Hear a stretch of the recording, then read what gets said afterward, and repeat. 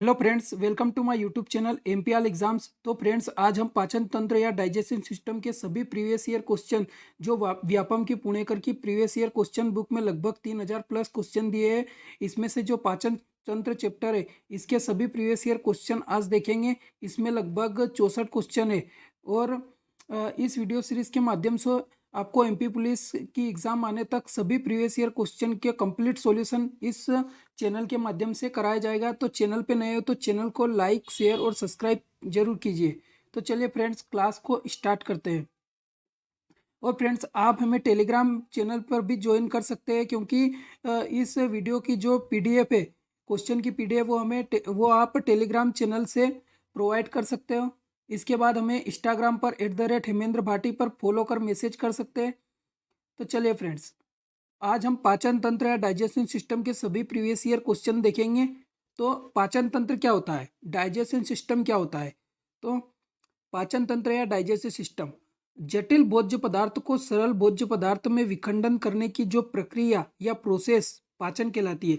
जब हम भोजन करते हैं तो वह भोजन जटिल भोज्य पदार्थ होता है, मतलब उसमें वसा, कार्बोहाइड्रेट, स्टार्च या विटामिन, सभी प्रकार का जो भोज्य पदार्थ जटिल होता है, उसके उसको जो सरल भोज्य पदार्थ में विखंडित करने की जो प्रक्रिया होती है, वही हम पाचन कहलाती है। तो मानव एक कार्यशील प्राणी है। निरंतर कार्य करते रहने के लिए ऊर्जा की आवश्यकता होती है। उस ऊर्जा की प्राप्ति के लिए हम भोजन करते हैं, और भोजन से श्वसन क्रिया के द्वारा ऊर्जा प्राप्त होती है।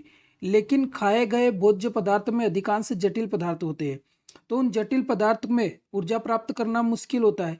तो ऊर्जा प्राप्त करने के लिए हमें उन जटिल पदार्थ को विभिन्न पाचक एंजाइम सहायता से सरल भोज्य पदार्थ में विखंडित किया जाता है। तो यह क्रिया क्या कहलाती है, पाचन कहलाती है। तो चलिए इसके क्वेश्चन देखते हैं।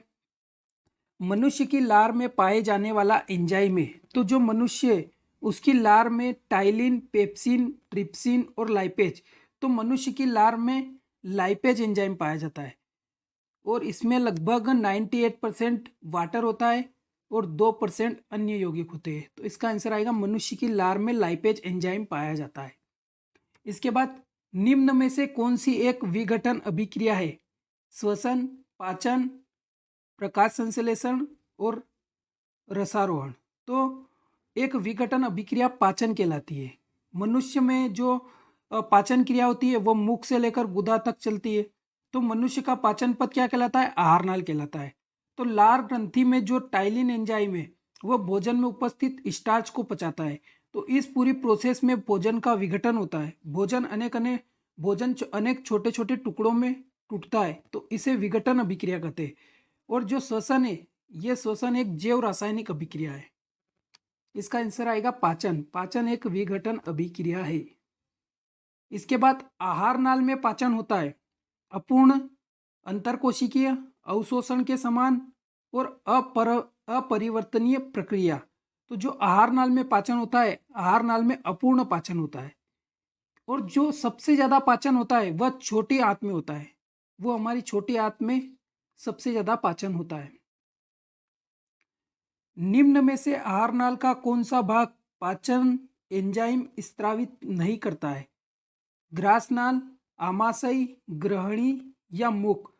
तो जो पाचन एंजाइम स्त्रावित नहीं करता है, वो कहलाता है ग्रास नली।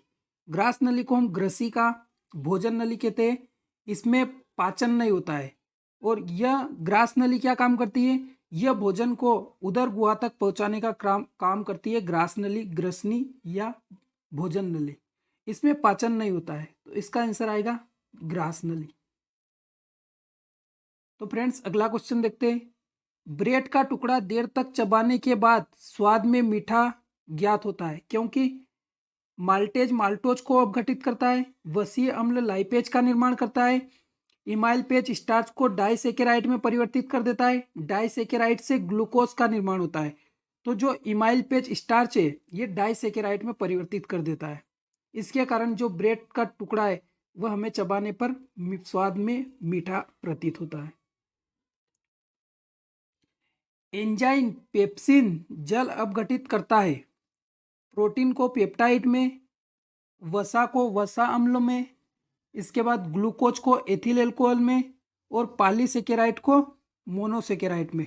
तो जो एंजाइम पेप्सिन होता है ये प्रोटीन को पेप्टाइन में बदलता है, प्रोटीन को पेप्टाइड में बदलता है पेप्सिन। लार में उपस्थित इमाइलपेज एंजाइम पाचन करता है प्रोटीन, न्यूक्लिक अम्ल, वसा और शर्करा। तो जो ये लार में उपस्थित होता है एंजाइम, लार में कौन सा एंजाइम उपस्थित होता है? टाइलिन। लार में जो टाइलिन एंजाइम उपस्थित होता है यह इमाइलपेज, लार में इमाइलपेज, टाइलिन बहुत सारे एंजाइम होते हैं, तो ये शर्करा में अपघटित करते हैं, ये स्टार्च को शर्करा में परिवर्तित कर देते हैं।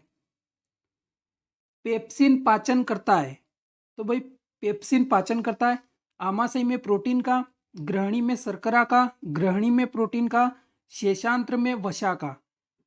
तो भाई जो आमाशय होता है, आमाशय में 3 प्रकार के जो पाचक रस पाए जाते हैं, आमाशय में 3 प्रकार के पाचक रस पाए जाते हैं, एक तो HCl, पेप्सिन और रेनिन। तो जो ये पेप्सिन एंजाइम है भाई ये आमाशय में प्रोटीन का पाचन करता है, इसका आंसर आएगा आमाशय में प्रोटीन का पाचन करता है और ये प्रोटीन को प्रोटीओज और पेप्टोन्स में परिवर्तित कर देता है। लेक्टेज की उपस्थिति में लेक्टोज परिवर्तित हो जाता है, जो लेक्टेज की उपस्थिति में है लेक्टोज परिवर्तित होता है ग्लूकोज तथा गैलेक्टोज में, ग्लूकोज तथा फ्रक्टोज में, केवल गैलेक्टोज में और केवल ग्लूकोज में। तो जो लेक्टोज होता है, लैक्टिक अम्ल होता है, यह छोटी आंत से स्रावित होता है और यह हमेशा ग्लूकोज एवं गैलेक्टोज में परिवर्तित हो जाता है, इसका आंसर आएगा ग्लूकोज एवं गैलेक्टोज में। इसके बाद लार में उपस्थित एंजाइम है, ये क्वेश्चन तीसरी बार आ गया है भाई, अपन वही प्रीवियस ईयर क्वेश्चन बार बार रिपीट करता है, ये जेल प्रेरित 2015 में क्वेश्चन आया था। लार में उपस्थित एंजाइम है पेप्सिन, टाइलिन, ट्रिप्सिन और रेनिन। पेप्सिन और रेनिन ये तो आमाशय में पाया जाता है, लार में टाइलिन पाया जाता है जो स्टार्च को शर्करा में परिवर्तित करता है। इसके बाद आमाशय में दूध का फटना परिणाम है, तो भाई आमाशय में 3 प्रकार के जो पाचक रस पाए जाते हैं, एक तो होता है HCl हाइड्रोक्लोरिक अम्ल, एक होता है पेप्सिन, एक होता है रेनिन।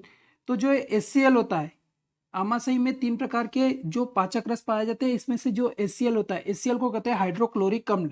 यह सूक्ष्म जीवों को नष्ट करता है लंबे समय तक भूखे, जब हम लंबे समय तक भूखे रहते हैं तो शरीर में जब अम्ल की मात्रा बढ़ जाती है और एसिडिटी, जब हमें एसिडिटी होता है, एसिडिटी होती है और हम जब इनो लेते हैं तो ये अम्लता या गैस की समस्या किससे होती है? तो ये हमारे शरीर में जो आमाशय में जो पाचक रस इस हाइड्रोक्लोरिक अम्ल होता है, इसके अधिक मात्रा में जब हमारे शरीर में इसकी मात्रा अधिक हो जाती है तो यह समस्या होती है। इसके बाद जो पेप्सिन है, पेप्सिन तो पेप्सिन एंजाइम तो पेप्टोन्स में परिवर्तित हो जाता है, पिछले वाले क्वेश्चन में देखा था।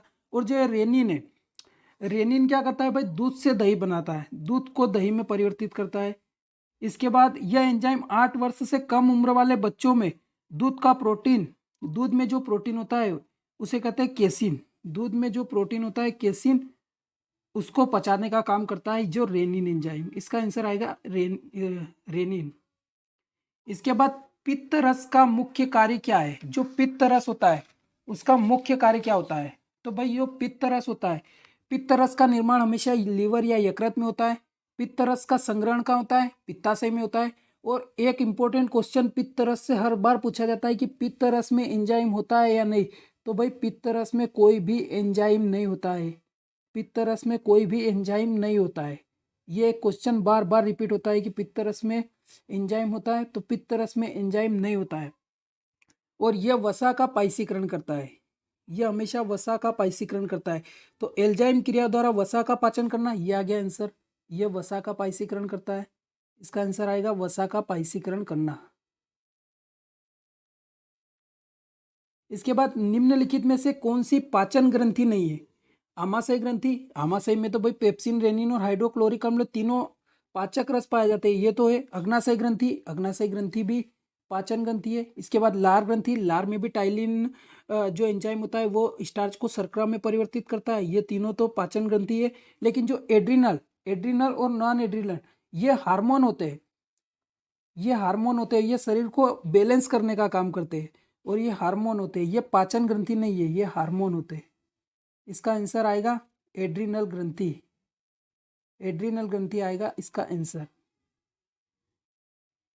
इसका बाद हमारे शरीर की सबसे बड़ा अंग कौन सा है? वक्र, अग्नाशय, आमाशय, यकृत। तो हमारे शरीर का जो सबसे बड़ा अंग है वो यकृत कहलाता है। यकृत को हम लीवर कहते हैं। इसका आंसर आएगा यकृत। मानव शरीर का सबसे कठोर हिस्सा कौन सा है? हड्डियां, खोपड़ी, नाखून, दंती। तो मनुष्य का जो सबसे कठोर हिस्सा है वह है दंती। दंती या दांत। दांत में भी जो दांतों का जो पार्ट होता है इसे इनेबल कहते हैं। इनेबल, धातुओं में इनेबल पाया जाता है जो, और ये हमेशा कैल्शियम धातु का बना होता है। तो मानव शरीर का सबसे कठोर हिस्सा होता है दांतों का इनेबल। यह हड्डियों से भी कठोर होता है। जीभ, यह भोजन का कोर बनाता है। स्टार्च को शर्करा में बदलता है। भोजन चबाने में सहायता करता है।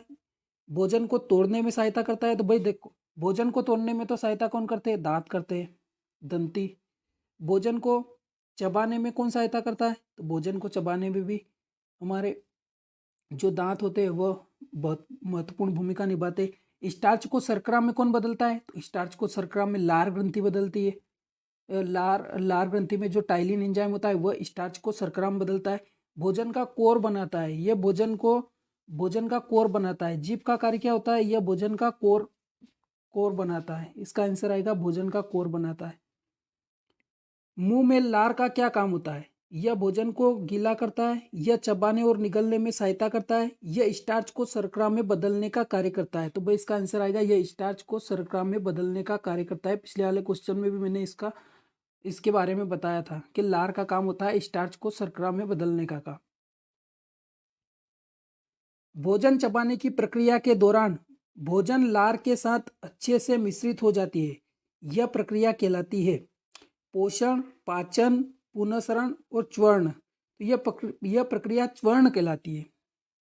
इसका आंसर आएगा च्वर्ण। अंतर्ग्रहित खाना कहलाता है अंतर्ग्रहण, पाचन, बहिष्करण और स्वांगीकरण। तो भाई अंतर्ग्रहित खाना, जब हम भोजन को जैसे ही अंदर लेते हैं तो उसे कहते हैं अंतर्ग्रहण। तो इसका आंसर आएगा अंतर्ग्रहण। जो दांत नुकीले होते हैं उनका प्रयोग टुकड़े को भेदने या तोड़ने का प्रयोग किया जाता है। वह क्या कहलाते हैं? कृंतक, रत्नक, अग्रच्वर्णक और च्वर्णक। तो जो दांत नुकीले होते हैं इनका प्रयोग हम भोजन के टुकड़े को भेदने या तोड़ने का कार्य करते हैं, उसे हम रदनक कहते हैं। इसका आंसर आएगा रदनक। जठरीय आमाशयी ग्रंथियों में इसके भीतरी में किसके भित्ति में अवस्थित होती है? ग्रास नली, उदर, क्षुद्रांत और वृदांत। तो इसका आंसर आएगा उदर।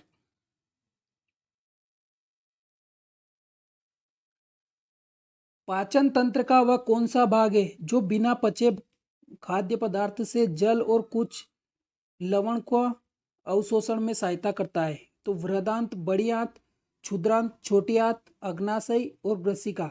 तो पाचन तंत्र का वह वृदांत भाग, इसमें पाचन नहीं होता है। इसमें जो बड़ी आंत होती है, बड़ी आंत में पाचन बिल्कुल भी नहीं होता है, और इसमें जो जल होता है इसका पुनः अवशोषण किया जाता है। तो इसका आंसर आएगा वृदांत, बड़ी आंत। और छोटी आंत के क्षुद्रांत भाग में सबसे अधिक पाचन होता है। उस दांत का नाम बताए जो भेदन और तोड़ने में सहायता प्रदान करता है। कृंतक, रत्नक, अग्रडाढ़, डाढ़। तो इसका आंसर रत्नक आएगा। पिछले वाला क्वेश्चन वही रिपीट है, केवल लैंग्वेज का फर्क है। नीचे दिए गए तथ्यों को ध्यानपूर्वक पढ़ें। निम्नलिखित में से कौन सा समूह पाचन क्रिया में नहीं सम्मिलित होने वाले अंगों का सही संयोजन है? मतलब पाचन क्रिया में कौन से अंग अपनी भूमिका, अंगों का सही संयोजन है, इसमें से पाचन क्रिया में सम्मिलित नहीं, मतलब अपने कौन से जो भाग है वह पाचन क्रिया में सहायक नहीं होते? तो भाई ग्रसिका, बड़ी आंत और मलाशय। मलाशय भी पाचन क्रिया में नहीं होता है इसका भी काम। इसके बाद बड़ी आंत भी पिछले वाले क्वेश्चन में बताया था कि बड़ी आंत में भी पाचन नहीं होता है। इसके बाद ग्रसिका ग्रास नली या भोजन नली, इसमें भी पाचन नहीं होता। तो इसका आंसर आएगा ग्रसिका, बड़ी आंत और मलाशय, इसमें पाचन नहीं होता है। मुख गुहा में भी पाचन होता है, ग्रसिका और मलाशय। तो भाई इसमें मुख गुहा आ गया, तो यह आंसर तो हो ही नहीं सकता क्योंकि मुख गुहा में पाचन होता है। इसके बाद मुख गुहा, इसमें भी ये पाचन होता है। छोटी आंत में भी पाचन होता है। ये तीन ऑप्शन तो आ ही नहीं सकते। इसका आंसर आएगा ग्रसिका, बड़ी आंत और मलाशय। वह थैली जिसमें पित्तरस अस्थायी रूप से संचित रहता है, क्षुद्रांत, आमाशय, अग्नाशय और पित्ताशय। तो भाई वह थैली जिसमें पित्तरस अस्थायी रूप से, जहां पर पित्तरस पाया जाता है तो उसे क्या कहते हैं? क्षुद्रांत, आमाशय, अग्नाशय और पित्ताशय। तो जहाँ पित्तरस का संग्रहण होता है उसे हम पित्ताशय कहते हैं, और पित्तरस का निर्माण होता है लीवर या यकृत में। तो चलिए अगला क्वेश्चन देखते हैं। मनुष्य में अपच किसके कारण होता है? शारीरिक व्यायाम की कमी से, अधिक खाने से, पेट में अत्यधिक क्षारक के निर्माण से, पेट में अत्यधिक अम्ल के निर्माण से। तो भाई मनुष्य में जो अपच की क्रिया, अपच होता है वह पेट में अत्यधिक अम्ल के निर्माण से। तो मनुष्य के जो आमाशय होता है, मनुष्य में जो आमाशय रस होता है, उसमें जो आमाशय में जो हाइड्रोक्लोरिक अम्ल होता है, उसकी जब हम लंबे समय तक भूखे रहते हैं तो हमारे शरीर में हाइड्रोक्लोरिक अम्ल की अधिकता बढ़ जाती है। तो हाइड्रोक्लोरिक अम्ल अधिक शरीर में होने पर हमें अपच जैसी बीमारी हो सकती है। उसके लिए हम इनो लेते हैं, ENO। मानव शरीर की सबसे बड़ा आंतरिक अंग कौन सा है? बड़ी आंत, गुर्दा, हृदय या यकृत? तो मानव शरीर का सबसे बड़ा आंतरिक अंग है यकृत। इसका आंसर आएगा यकृत।